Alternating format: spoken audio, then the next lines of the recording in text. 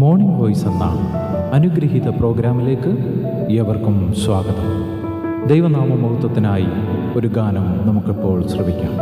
എനിക്കേശുവുണ്ടീ മരുവിൽ എല്ലാമായെന്നുമെന്നരികിൽ. എനിക്കേശുവുണ്ടീ മരുവിൽ എല്ലാമായെന്നുമെന്നരികിൽ. ഇന്ന് വചനത്തിൽ നിന്ന് നമ്മോട് സംസാരിക്കുന്നത് കർത്താവിൻ്റെ ശ്രേഷ്ഠദാസൻ TG മാത്യു കോന്നി. പ്രാർത്ഥനയോടെ ധ്യാനചിന്തകൾ ശ്രമിക്കാം. ദൈവ തിരുനാമം മഹത്വപ്പെടുമാറാകട്ടെ. നാം ഇപ്പോൾ ശ്രവിച്ചുകൊണ്ടിരിക്കുന്നത് മോർണിംഗ് വോയിസ് എന്ന ആത്മീയ ശുശ്രൂഷയാണ്. എൻ്റെ എല്ലാ പ്രിയ സ്നേഹിതർക്കും കർത്താവായ യേശു ക്രിസ്തുവിൻ്റെ നിസ്തുല്യ നാമത്തിലുള്ള പ്രഭാത വന്ദനം പ്രാരംഭമായിട്ട് അറിയിക്കുന്നു. കഴിഞ്ഞ 56 എപ്പിസോഡുകളിലായിട്ട് വെളിപ്പാട് പുസ്തകം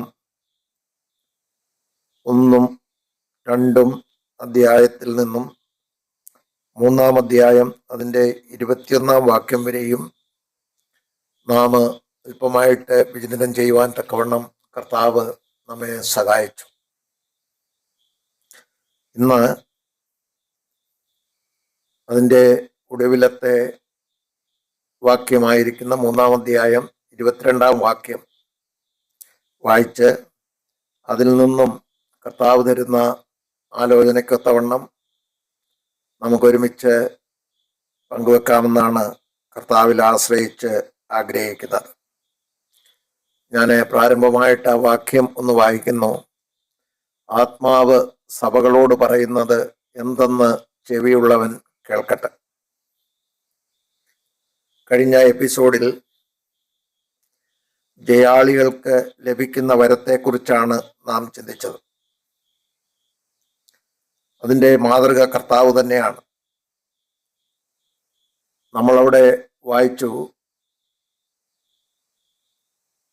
ഞാനും ജയിച്ച് എൻ്റെ പിതാവിനോട് കൂടെ അവൻ്റെ സിംഹാസനത്തിൽ ഇരുന്നത് പോലെ തന്നെ എന്ന് നാം അവിടെ വായിക്കുകയുണ്ടായി. അപ്പോൾ കർത്താവ് നമുക്കൊരു മാതൃക വെച്ചേച്ച് പോയിരിക്കുകയാണ്. കർത്താവ് അനേക കഷ്ടങ്ങളിൽ കൂടെ കടന്നു പോകേണ്ടി വന്നു. എങ്കിലും താൻ അതിലെല്ലാം വിജയം വരിച്ച് ഒരു ജയാളിയായി ദൈവസിംഹാസനത്തിൽ ഇരുന്നു. ഇന്നും നമുക്ക് വേണ്ടി ഇരുന്നു കൊണ്ട് പക്ഷപാതം ചെയ്യുന്നു എന്നുള്ളതാണ് ദൈവവചനത്തിൻ്റെ അടിസ്ഥാനത്തിൽ നമുക്ക് മനസ്സിലാക്കുവാൻ കഴിയുന്നത്. അപ്പോൾ ക്രിസ്തു നമുക്കൊരു മാതൃകയാണ്. 1 പത്രോസ് 2-ാം അധ്യായം 21-ാം വാക്യം വളരെ സുപരിചിതമാണ്. ക്രിസ്തുവും നിങ്ങൾക്ക് വേണ്ടി കഷ്ടമനുഭവിച്ച് നിങ്ങൾ അവൻ്റെ കാൽച്ചുവട് പിന്തുടരുവാൻ ഒരു മാതൃക വെച്ചേച്ചു പോയിരിക്കുന്നു. അപ്പോൾ കർത്താവ് നമുക്കൊരു മാതൃകയാണ്. നാം അവൻ്റെ കാൽച്ചുവട് പിന്തുടരേണ്ടവരാണ്. ദൈവസഭ അഥവാ ഓരോ വിശ്വാസിയും നാം നമ്മുടെ കർത്താവിനെ പിന്തുടർന്ന് പോകേണ്ടിയവരാണ് എന്നുള്ളത് നാം കഴിഞ്ഞ എപ്പിസോഡുകളിൽ നാം അത് ഓരോ സഭയോടുള്ള ബന്ധത്തിലും നാം അത് ചിന്തിക്കുകയുണ്ടായി. കഴിഞ്ഞ എപ്പിസോഡിലും ഈ ഭാഗം നാം വളരെ വിശദമായിട്ട് ചിന്തിക്കുകയുണ്ടായി. ഇന്ന് ആ കാര്യത്തെക്കുറിച്ച് ഒന്നും പറയുവാൻ ഞാൻ ആഗ്രഹിക്കുന്നില്ല. നാം ഇപ്പോൾ വായിച്ച വേദഭാഗത്ത് ആത്മാവ് സഭകളോട് പറയുന്നത് എന്തെന്ന് ചെവിയുള്ളവൻ കേൾക്കട്ടെ.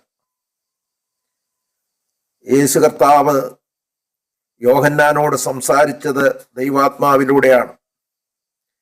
ദൈവാത്മാവിനാൽ നിറയപ്പെട്ടാണ് യോഹന്നാൻ ഈ വാക്കുകൾ ഇവിടെ രേഖപ്പെടുത്തിയിരിക്കുന്നത് എന്ന് നമുക്ക് കാണുവാൻ കഴിയുന്നുണ്ട്.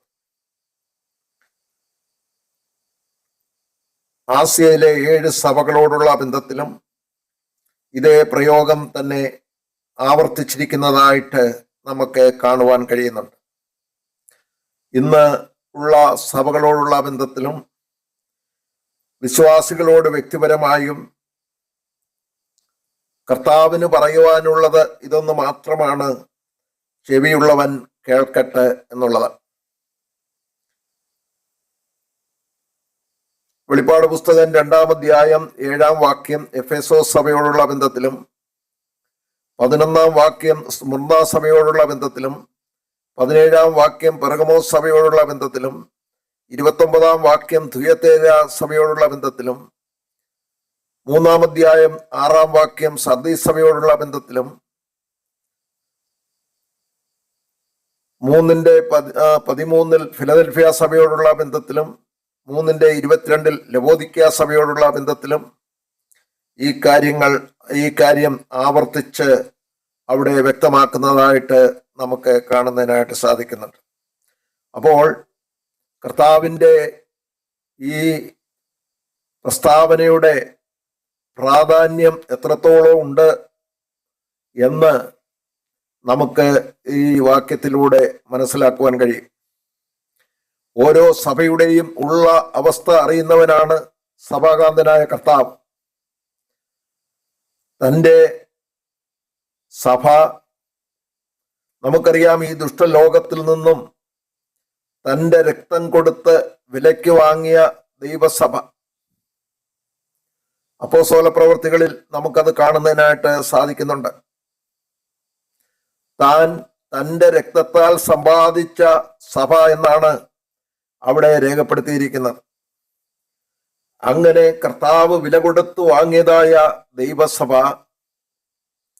ഇന്ന് ഈ ലോക വ്യവസ്ഥയിലേക്ക് ഇറങ്ങിപ്പോകുമ്പോൾ അതിൻ്റെ അപകടാവസ്ഥ അറിയുന്ന കർത്താവ് അവരെ തന്നിലേക്ക് തിരിച്ചു വിളിക്കുകയാണ് നാം ചിന്തിച്ചതായ ഈ ദൂതിൽ കൂടെ നാം ചിന്തിച്ചത്. അവരോട് മാനസാന്തരപ്പെടണം, മടങ്ങി വരണം എന്നുള്ള ആഹ്വാനമാണ് ഓരോ സഭയുടെയും ദൂതിൽ കൂടെ നാം ഇതുവരെയും മനസ്സിലാക്കിയത്. പ്രിയപ്പെട്ടവരെ, ഈ അന്ത്യകാലഘട്ടത്തിൽ എത്തിച്ചേർന്നിരിക്കുന്ന നമുക്കും നാം ഉൾപ്പെട്ടു നിൽക്കുന്ന ദൈവസഭയ്ക്കും ഇത് ഒരു മുന്നറിയിപ്പായിട്ടായിരിക്കുന്നു എന്നുള്ളത് നാം മനസ്സിലാക്കേണ്ടത് ആവശ്യമാണ്. നമുക്കറിയാം, പുരോഹിതന്മാരോടുള്ള ബന്ധത്തിലും പരീശന്മാരോടും സദൂക്യരോടുള്ള ബന്ധത്തിലും കർത്താവായ യേശുക്രിസ്തുവായ യഹൂദ പശ്ചാത്തലത്തിൽ നിന്നുകൊണ്ട് ഇതേ വാക്യം ആവർത്തിച്ച് പറഞ്ഞിരിക്കുന്നതായിട്ട് നമുക്ക് കാണുവാൻ കഴിയുന്നുണ്ട്. മത്തായി 13:9 വിത്ത് വിതയ്ക്കുന്ന ഉപമയോടുള്ള ബന്ധത്തിൽ അതിൻ്റെ ഒടുവിൽ പറയുന്നു, കേൾപ്പാൻ ചെവിയുള്ളവൻ കേൾക്കട്ടെ. അതുപോലെ ഒരു മനുഷ്യൻ വിത്ത് വിതച്ചു, ദുഷ്ടൻ കള അതിൻ്റെ മധ്യത്തിൽ അതിൻ്റെ നടുവിൽ കൊണ്ട് വിതച്ചു. അപ്പോൾ അതിനോടുള്ള ബന്ധത്തിലും അതിൻ്റെ അവസാനത്തിലും ഇതേ പ്രയോഗം തന്നെ നമുക്ക് കാണുന്നതിനായിട്ട് സാധിക്കുന്നുണ്ട്. അതുപോലെ മത്തായി 11:15 ലൂക്കോസ് 14:35 അവിടെയുള്ള ആ ഉപമകളോട് അല്ലെ കർത്താവ് മുൻപ് പ്രസ്താവിച്ചതിനോടുള്ള വിഷയത്തിൽ ഈ വാക്യം കേൾപ്പാൻ ചെവിയുള്ളവൻ കേൾക്കട്ടെ എന്നുള്ളത് അവിടെയും നമുക്ക് കാണുന്നതിനായിട്ട് സാധിക്കുന്നുണ്ട്.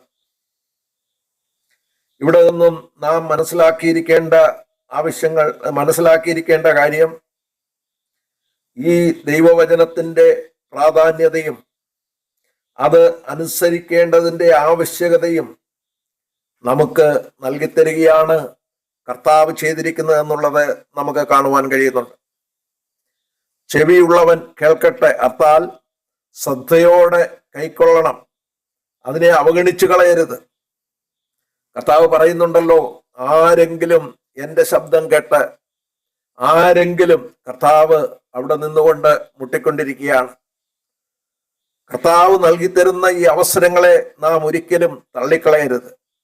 എപ്പോഴും അവസരം ലഭിച്ചെന്ന് ഇരിക്കുകയില്ല.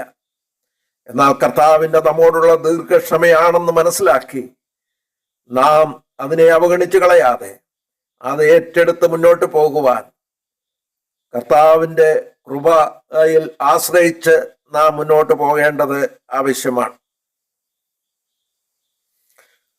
ഇപ്പോഴ് നാം ചിന്തിച്ചതായ ഈ 57 എപ്പിസോഡുകളിലും നാം ചിന്തിച്ചുകൊണ്ടിരുന്നത് 1-ാം അധ്യായം 19-ാം വാക്യത്തിന്റെ അടിസ്ഥാനത്തിലാണ്. അവിടെ നമ്മൾ 1-ാം അധ്യായം 19-ാം വാക്യം നാം ഇങ്ങനെ വായിക്കുന്നു, നീ കണ്ടതും ഇപ്പോൾ ഉള്ളതും ഇനി സംഭവിപ്പാനിരിക്കുന്നതും എന്നാണ് അവിടെ നമുക്ക് കാണുവാൻ കഴിയുന്നത്.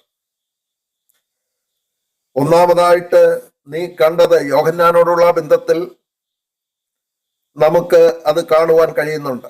യോഹന്നാൻ കണ്ടതായ സ്വർഗീയ ദർശനത്തോടുള്ള ബന്ധത്തിലാണ് ആ കാര്യം രേഖപ്പെടുത്തിയിരിക്കുന്നത്. മനുഷ്യപുത്രനെ കുറിച്ചുള്ള ദർശനം നമുക്ക് ആ വേദഭാഗത്തു നിന്നും മനസ്സിലാക്കുന്നതിനായിട്ട് സാധിക്കും.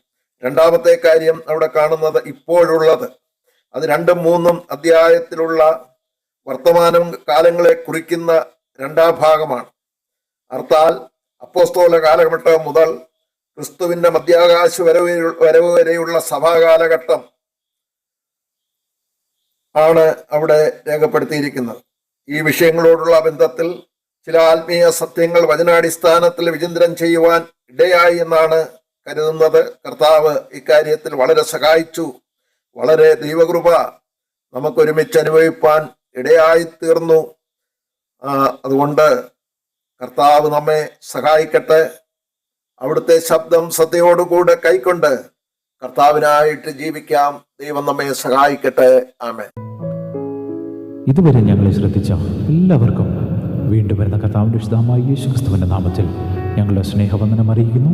കർത്താവ് നമ്മളെല്ലാവരെയും അനുഗ്രഹിക്കുമാറാകട്ടെ. ആമേൻ.